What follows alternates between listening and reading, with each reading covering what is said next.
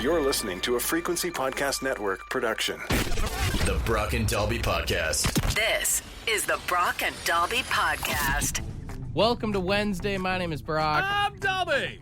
Well, this is kind of scary as Canada has officially lost its measles elimination status after more than 25 years. Oh, good. We did it, everybody. We got sick again. Over 5,131 cases of the measles were found in our country in 2025, with over 2,300 of them being in the province of Ontario. I wonder if this has anything to do with people suddenly being afraid of modern medicine. I couldn't imagine the correlation. The measles was always something growing up that I thought the measles was like an old-timey disease, but to hear that since 1998, it's not that long ago. Right, yeah. We just kind of eradicated it, and then we didn't spend long enough having it on the sidelines for it to kind of peter out on its own. Now, I know this is scary, but parents, you can use this stuff to your advantage. Kids aren't washing their hands. Maybe they're not cleaning up or something. Is that how you get the measles? You want to get I don't know. But that's what you say to them. Yeah,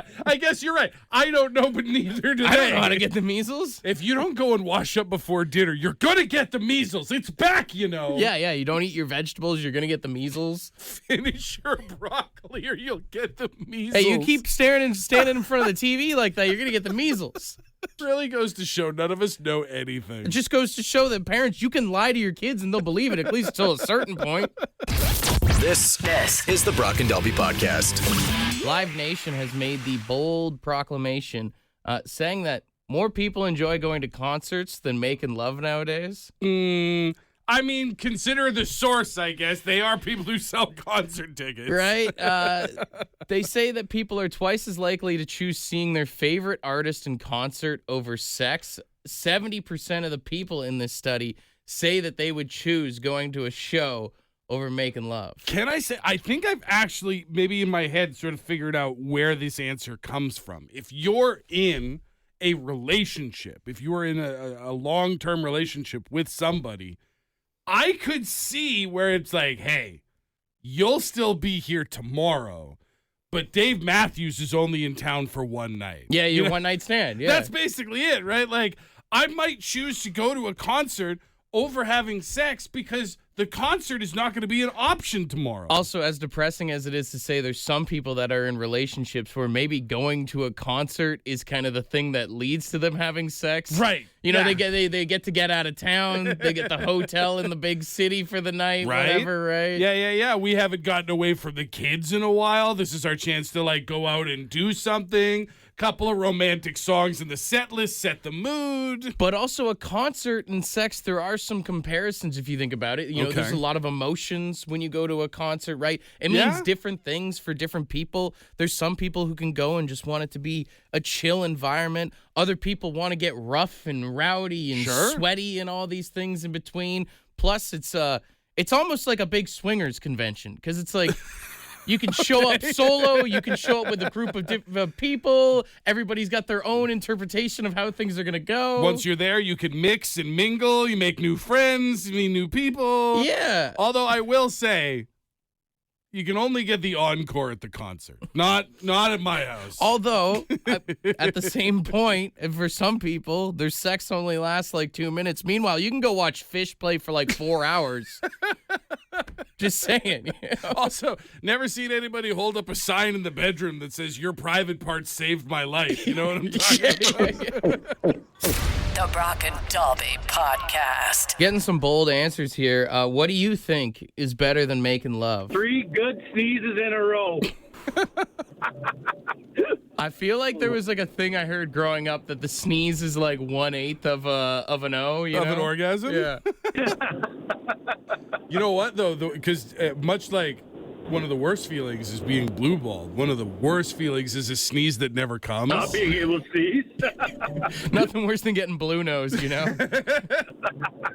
We got a friend of the show, Sam, on the phone. Now, Sam, you were saying that when your husband does chores around the house, that's comparable? Yeah, but then that leads to sex after. Oh, so... see, it all comes back to the same place. You get rewarded for that. Like, if you do the dishes, you're getting nailed. I mean, oh no. You make a good dinner? Well, then, yeah, here, I'm dessert. So The ultimate foreplay. Yeah. That's right. That's right. Dude, do those chores in the garage if it's been a little rough in the sack lately. I've heard about like oysters and stuff like that. I never knew the honey-do list was an aphrodisiac. All right, we got Ashley on the phone. Ashley, what would you say is better than making whoopee? At this age, I would say a good sleep is pretty darn orgasmic. You're not You wrong. know, like I don't know, just there's something about getting older and just trying to sleep. You just can't do it, but you know that definitely takes the cake. When you fall asleep on the couch and you lose track of time, oh baby. As someone with sleep apnea, let me tell you, that is bad sex. That is falling asleep on the couch with no machine, snoring away. Oh, gross. You gotta have your protection. I get it. Right. Yeah. Yeah, exactly. And I mean, hey, maybe the sex can lead to that great sleep, or maybe you're like, if I do that, then I'm going to lose 15 minutes maybe of good sleep. You know you're getting old when you're debating about sleep over whoopee. Yeah. You got it, right? Sleep is important. The Brock and Dalby Podcast. The Brock and Dalby Podcast. It's Guns N' Roses week here on the station. We'll have Use Your Illusion 1 and 2 on the Sunday Night Vinyl series, but it is Wednesday, so it's time to censor out our Artist of the Week. So we're going to censor out some GNR songs. Perfect. First one here I was thinking is, they've been dancing with Mr. Brownstone. Well, this one's easy, right? Okay.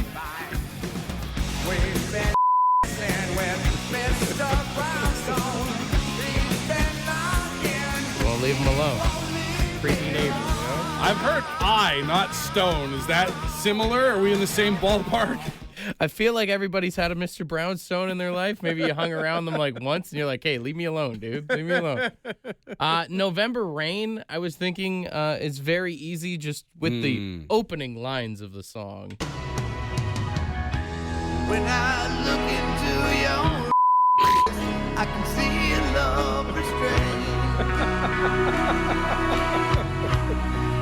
There's more. Darling, when I you, don't you know I feel the same? I think a lot of people have had their November Rain kind of love interest before. I just don't think you're supposed to look directly in there. I don't think you're meant to gaze in there. Who are we to judge? I'm not judging. It's life advice. You shouldn't do that. Civil War was another one to really make easy. I mean, you talk about fighting. Anything that ends in an ing, it kind of works out. Yeah. Look at your young men look at your women look at your young men the way they've always done before. Just puberty, man. That's all it It's is. the song of every nightclub after about 12 o'clock. Yeah. And finally, I mean, Sweet Child of Mine is one of the biggest Guns N' Roses of all time. So we censored it.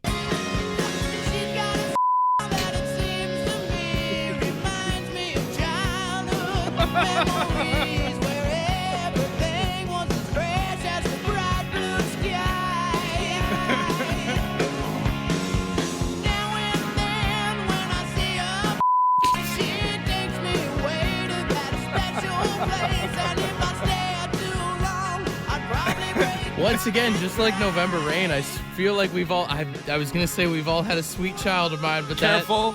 No. Very careful. You know what I'm trying to say, though? I know what you're trying to say. You're going down a dangerous road to get there. Let's just wrap this up. I regret everything I just said. I mean, if you're doing most of the stuff they were singing about, you should be wrapping it up. This is the Brock and Dalby Podcast. You saw all that stuff about the robbery at the Louvre, right? Like, Yeah, I don't know how we never talked about that. all the jewels and stuff, and then like it was this daring middle of the day robbery, and they got away scot-free, but then it all fell apart. They've like all been caught now.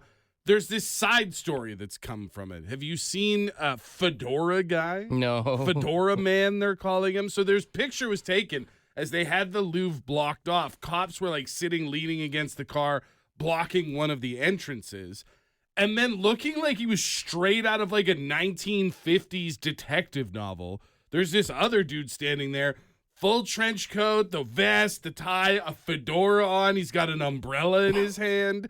And he looked like he was there investigating the case. Here's a picture of it. He looks straight up like L.A. Noire. Yeah. Honestly, yeah. And so people were like, whoa, who's this detective? Is he the one that's caught all the robbers? Maybe it's just AI. Like, it looks so out of place.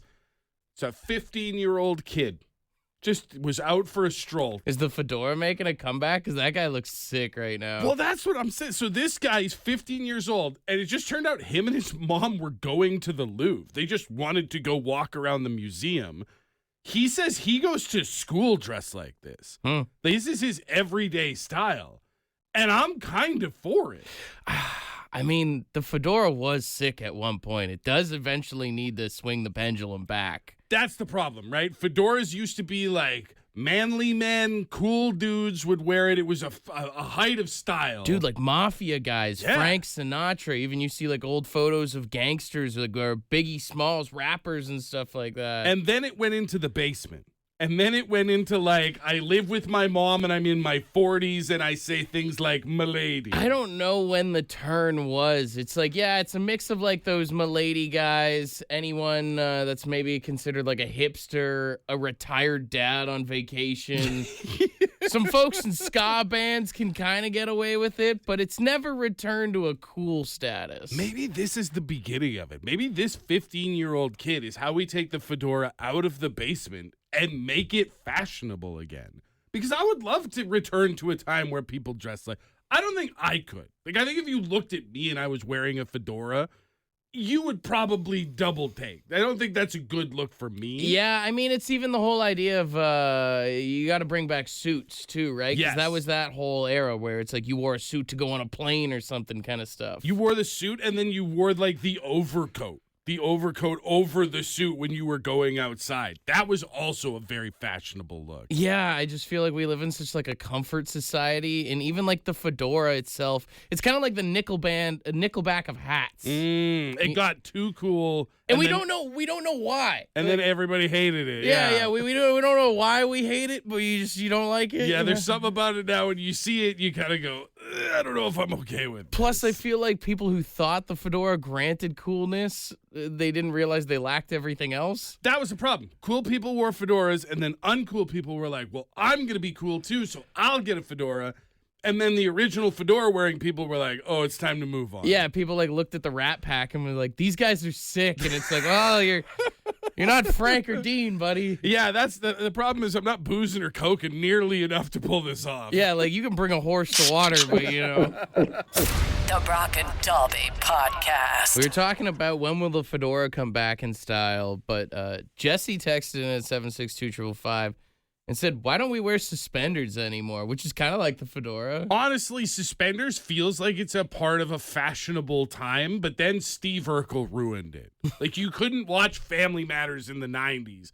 Be like, that's a cool way to wear your pants. Yeah, you either think of him or you think of like a grandpa kind of thing. And honestly, maybe it is that like grandpa in me, but I'm thinking like I would love to wear suspenders just to have somewhere to put my hands, you know, to be able to just hold on to them straps.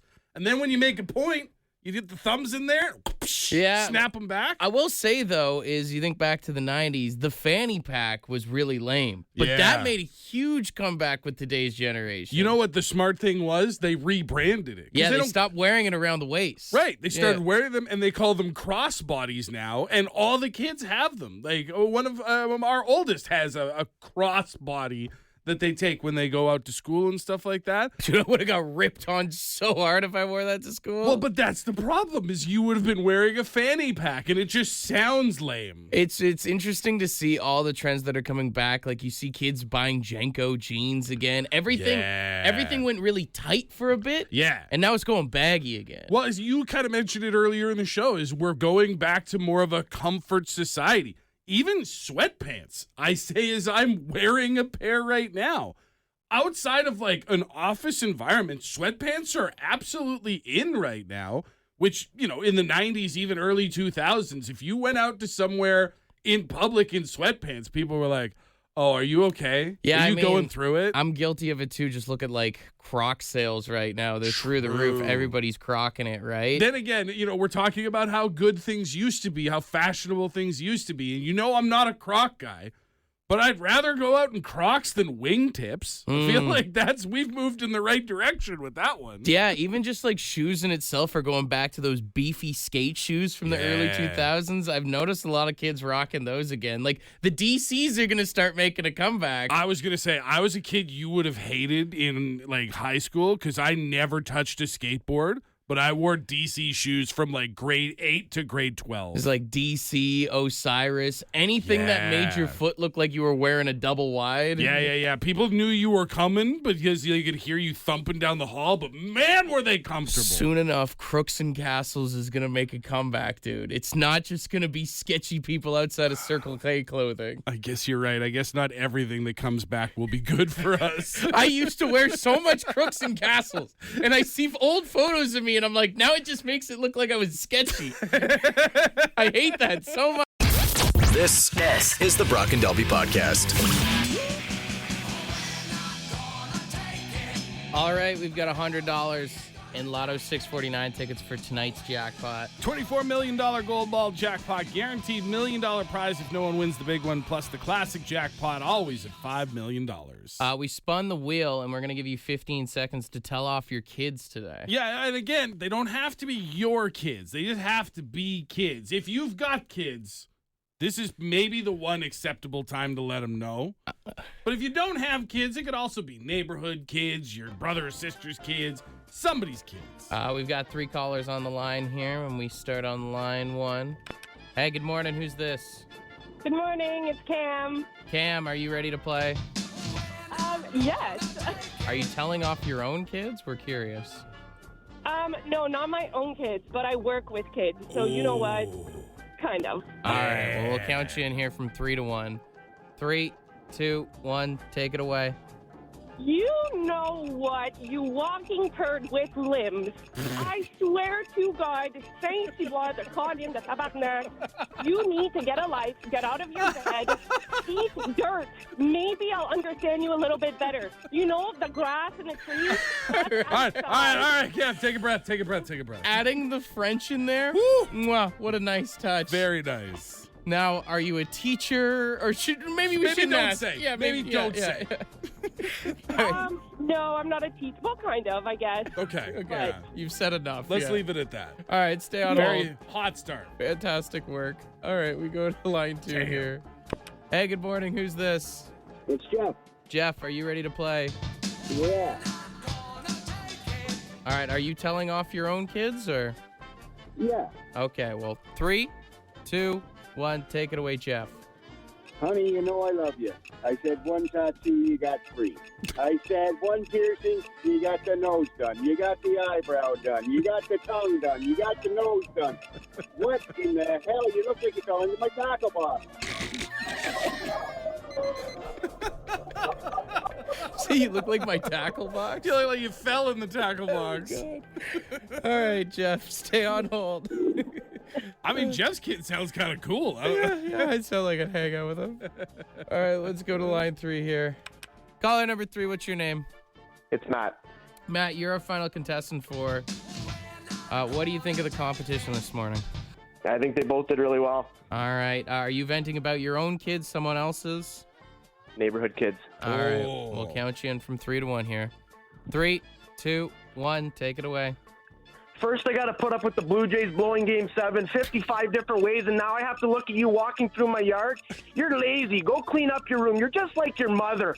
Get out of here. I don't even want to deal with you anymore. I don't want to play hopscotch, and I don't want to skip. Get out of here. Woo! I do love the idea of telling a kid that's not yours. You're just like your mother. You're just like your mother. All right, man. Let's weigh out the options. We'll keep you on hold here. Line 1, 2, 3. Hot start on line 1. 3 great options. I will say, as someone in a relationship with a French woman, hearing those cusses, felt like home. You know what I mean? I've definitely heard that before. The tackle box stuff was funny. Very good. Line 3 was great as well. Just like your mother. But I think just adding the little bit of French in there. Just being able to lean into it, pop in, pop back out. I don't even know if she swore, to be honest. To be fair, yeah. We're giving it to her? I like it. All right. Are you still there? Yep. Sacre bleu, you get the ding and the round of applause. Oh, thank you so much. $100 in Lotto 649 tickets is yours, all right? Awesome. Thank you. If you do happen to win the big jackpot, you got some nickels and dimes for us, or at least let us yell at that kid with you. Oh, yeah.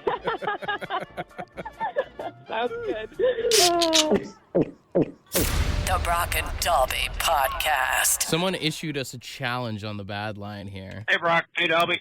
Just out of curiosity for you guys, I've been thinking about songs that, represent each hour of the day, and I can think of 4 easy ones, either being the title or, a lyric in the song. So, 2 minutes to midnight. Then I don't really know one for 1 a.m., but I know Twilight Zone saying 2 a.m., One Burr and One Scotch, One Beer says 3 o'clock. And then Avenged has a song that's literally called 4 a.m. I was just wondering if you guys know any other songs, ideally rock songs, but I mean, it could be other genres too, that represent the rest of the 24-hour clock, or even just the 12-hour clock. Dude, we got this voicemail, and I've been trying to figure out how to run through the clock here with songs. I mean, not that it helps, but crazy to go 4 a.m. by Avenged Sevenfold and not Our Lady Peace. Or 3 a.m. Matchbox 20 as well. Matchbox 20, yeah. So I figured he got until 4 a.m., so I tried to start from 5. Okay. And I was thinking the Who have the song 5:15. Okay, maybe not the most popular Who song, but it's in there. You're getting up to just about the time we start the show. If you know Ice-T, the guy that's on Law and Order, also used to be a rapper at one point. That's a pretty prolific one. He had this song. Oh, there you go. At 6 in the morning. Okay. For 7 a.m., I was thinking Rush's Working Man. Right? Yeah. You could do Simple Plans. I woke up, it was 7. I waited till 11. Does that count? Do you get to span the whole, now you can jump to 11 o'clock if you go that way? I mean, technically you could. I mean, in theory, right? If you want to put an asterisk beside that, the Guess Who have 8:15. Right.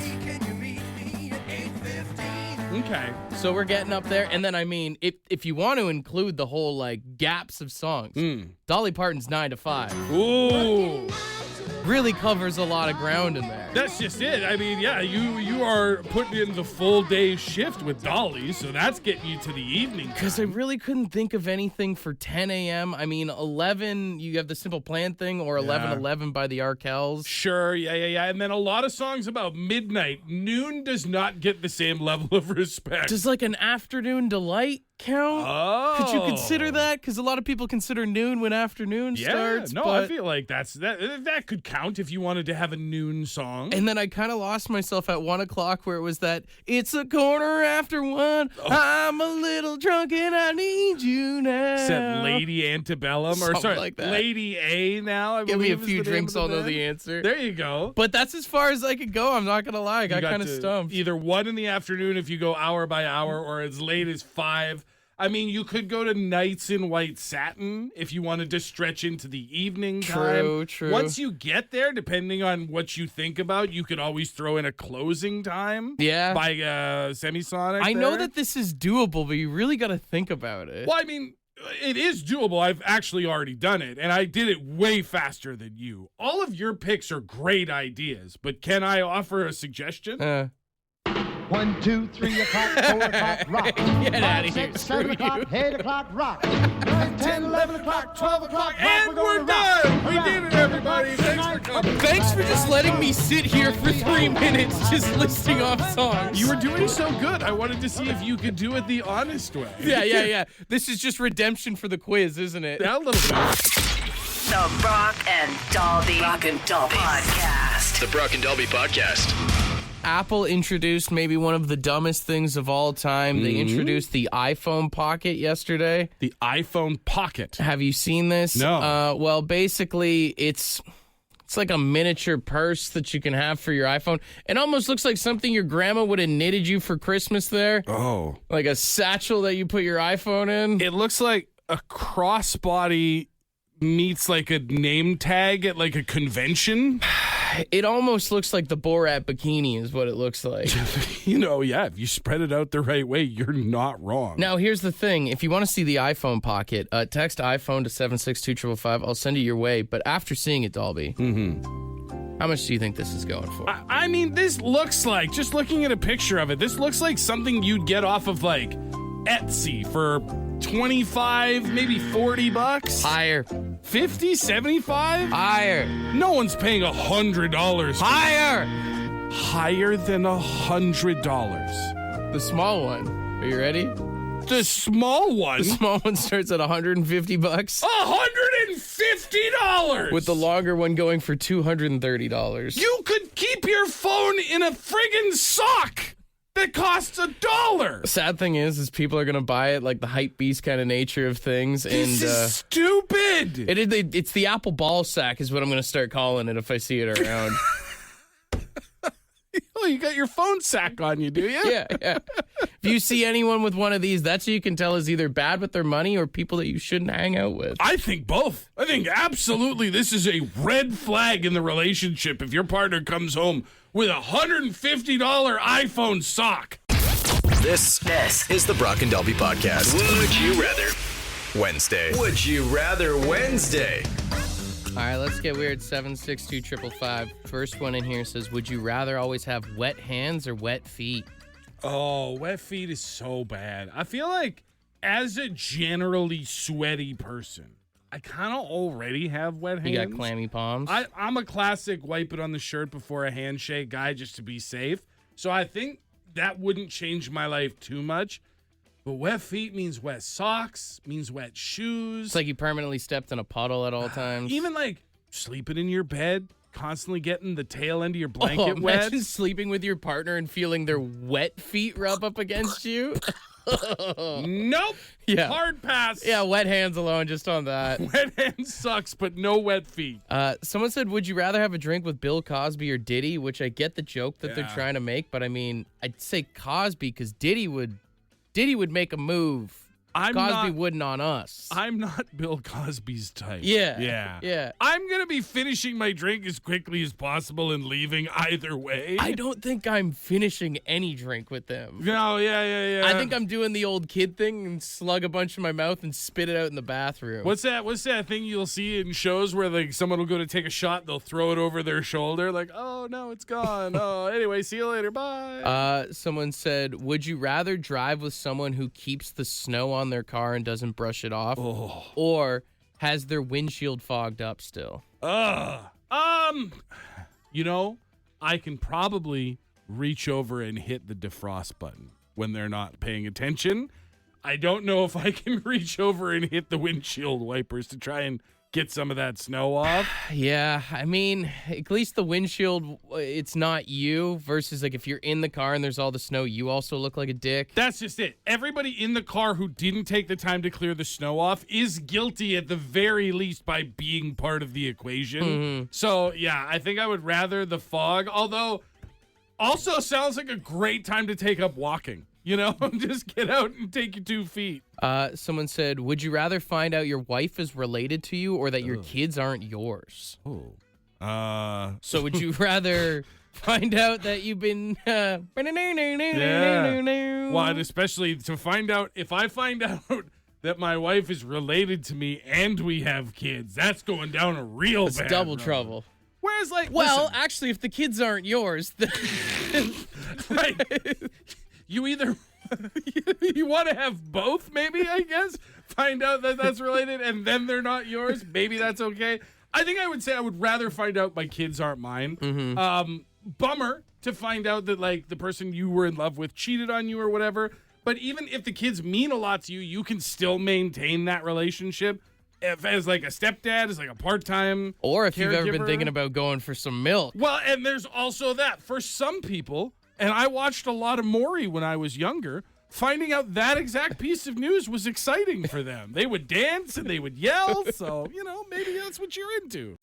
Want to be a part of the podcast? Leave a message on the Bad Line. The Bad Line is the answering machine for the Brock and Dalby Show. To get the number, text the word BAD to 762-555. Thanks for listening to the Brock and Dalby podcast.